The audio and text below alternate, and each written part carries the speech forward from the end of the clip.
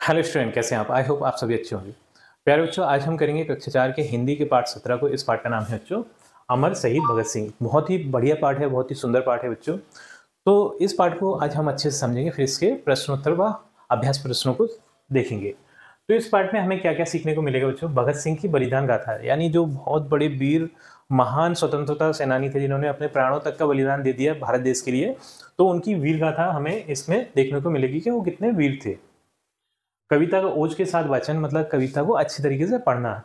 देश प्रेम, त्याग, बलिदान, साहस आदि गुणों का विकास। और हमारे अंदर ये जो देश प्रेम की भावना, त्याग, बलिदान और साहस, ये गुण हमारे अंदर विकसित होंगे इस कविता को पढ़कर। रकार युग, विभिन्न रूपों वाले शब्द। तो ये कुछ ग्रामर वाला पार्ट है बच्चों, वो हम प्रश्नोत्तर जिस टाइम पे करेंगे उस टाइम पे हम इसे सीख लेंगे। तो देख लेते हैं बच्चों, यहाँ पे जो कविता दी है वो है भारत माता का सपूत, आजादी का दीवाना था। तो सपूत हम बोलते हैं बच्चों एक अच्छे सुपुत्र को, जो अच्छा बच्चा होता है उसे सपूत बोलते हैं। तो ये जो भगत सिंह थे वो भारत माता के सपूत थे, यानी एक अच्छे पुत्र थे।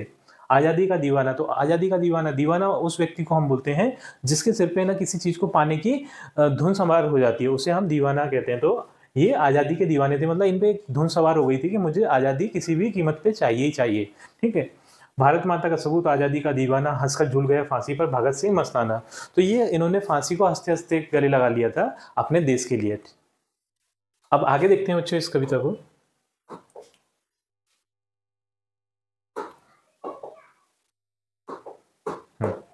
नौजवान था वह पंजाबी गजब शेर के दिलवाला, मतलब ये पंजाब के रहने वाले थे। ठीक है। तो नौजवान था वह पंजाबी शेर के दिल वाला, मतलब इनका जो दिल था वो शेर के समान था। जैसे शेर निडर होता है, इसी तरीके से ये भी निडर थे, किसी चीज से नहीं डरते थे। देश प्रेम का रस पीकर वह बना हुआ मतवाला था। उन्होंने देश प्रेम की रस को इस तरीके से पी लिया था कि अब उन्हें कुछ नहीं चाहिए था, बस अपने देश की आज़ादी चाहिए थी। ठीक। तो यहाँ पे बच्चों जो मतवाला है उसका मतलब भी ये दीवाना ही है। ठीक है। एक तरीके से जुनून सवार होना किसी चीज का। ठीक। किसी चीज को लेने की बहुत ज्यादा इच्छा, तीव्र इच्छा वाले इंसान को मतवाला बोला जाता है। तो इसका भी अर्थ क्या है? दीवाना। ठीक। तो यहाँ पे हम इनकी फोटो देख सकते हैं बच्चों, इस तरीके के दिखते थे और बहुत ज्यादा वीर थे बच्चों। एकदम जो हृदय था इनका वो शेर के समान था। दिन में चैन नींद रात में उसको कभी नहीं आती थी। उन्हें ना दिन में चैन था ना ही रात में नींद आती थी। उन्हें बस अपने भारत माता के लिए आजादी चाहिए थी। भारत माता की परवशता अति बेचैन बना जाती थी। तो यहाँ पे बच्चों हम देखते हैं परवशता। परवशता का मतलब होता है पराधीन। क्या होता है? पराधीन। पराधीन का अर्थ होता है बच्चों जब हम दूसरे के गुलाम होते हैं, उससे परवशता, मतलब इन्हें ये बिल्कुल भी अच्छा नहीं लगता था जो हमारी भारत माता है, जो हमारा देश है, वो किसी दूसरे का गुलाम बनकर रहे। ठीक है। तो भारत माता की परवशता अति बेचैन बना जाती थी। आगे देखते हैं बच्चों इसे कविता को। आजादी की लो पर मरने वाला वह फरमाना था, हंसकर झूल गया फांसी पर भगत सिंह मस्ताना था। तो ये वही वाली लाइनें इन्होंने रिपीट कर दी जो इससे पहले हम इसे पढ़ चुके।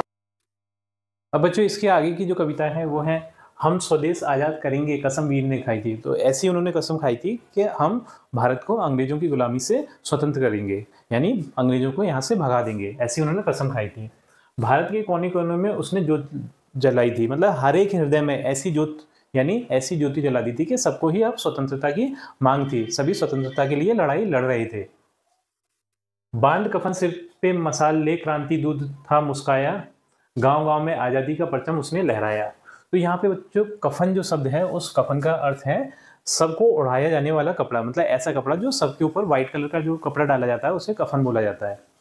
बांध कफन सिर पे मसाल ले क्रांति दूध था मुस्काया, मतलब वो हमेशा ये जानते थे कि वो उन्हें अपने प्राणों का बलिदान देना पड़ेगा, तो हमेशा ही वो सर पर कफन बांध के चलते थे। और जो क्रांति की जो मसाल थी, यानी आज़ादी की जो मसाल थी, उसे लेकर वो मुस्कुराते हुए आगे बढ़ते जा रहे थे। गांव गांव में आज़ादी का परचम उसने लहराया। तो जो हमारे देश के गांव हैं, उन गांव गांव में जाकर वो आज़ादी का परचम यानी झंडा लहरा रहे थे, आज़ादी का झंडा लहरा रहे थे। इंकलाब का नारा देने वाला वह मर्दाना था। तो इंकलाब मतलब आज़ादी की लड़ाई, तो उन्होंने आज़ादी की लड़ाई का नारा दिया था। तो इस तरीके के वो एक वीर पुरुष थे। अब आगे देखते हैं बच्चों इसमें। यहाँ हंसकर झूल गया फांसी पर भगत सिंह मस्ताना था, कर दी नींद हराम भगत ने अंग्रेजों की मार से।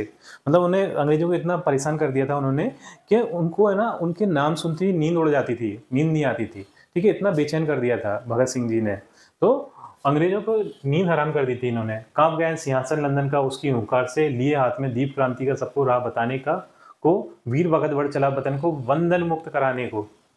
तो लंदन यहाँ के अंग्रेज नहीं, जो लंदन में बैठे हुए अंग्रेज थे वो भी है ना परेशान हो गए थे उनकी वजह से, उनकी भी नींद खराब हो गई थी उनकी वजह से। ठीक, कांप गया सिंहासन लंदन का उसकी ओंकार से, लिए हाथ में दीप क्रांति का सबको राह बताने के। वो मतलब एक तरीके से लीडरशिप कर रहे थे, वो नेतृत्व कर रहे थे देश का, और वो आज़ादी का दीप लिए हुए आगे आगे चल रहे थे और राह दिखाते चल रहे थे देशवासियों को, और देश उनके पीछे पीछे चल रहा था। वीर भगत बढ़ चला वतन को बंधन मुक्त कराने के लिए, मतलब गुलामी से आज़ाद कराने के लिए बढ़ चले थे वो। बंधन मुक्त का अर्थ है बच्चों यहाँ पर गुलामी से आज़ाद कराने के लिए।